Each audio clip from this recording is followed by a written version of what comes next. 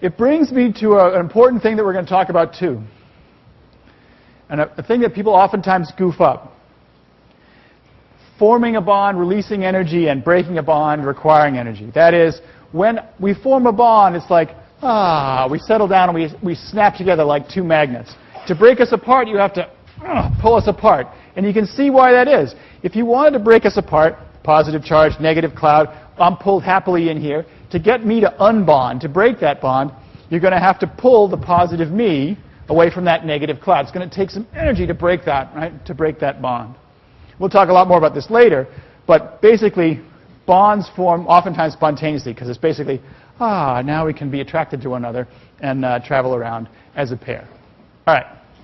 So let me show you an animation of this just to give you an idea of what I mean by those electrons orbiting. It's not the best animation. I did it myself. I should probably redo it someday. But so the main point is the following.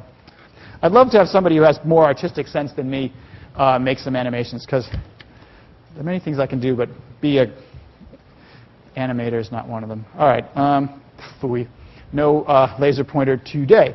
So up there, the red dot, nucleus, positively charged. Blue dot, electron. Yellow shell, that sort of like symbolizes the cloud. That little blue thing should be whizzing around so fast you can't see it, so it occupies that shell. That's the space where you're normally going to find the electron. So that's when they're not bonded, H dot and H dot, right? If they were to form a bond, that would make them both happier. They could share those electrons.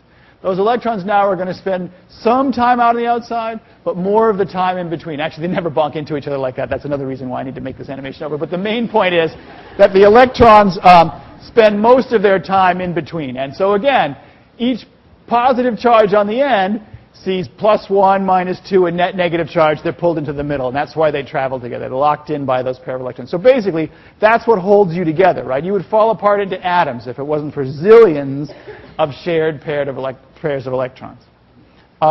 Questions about that before we get into more using this in a variety of ways?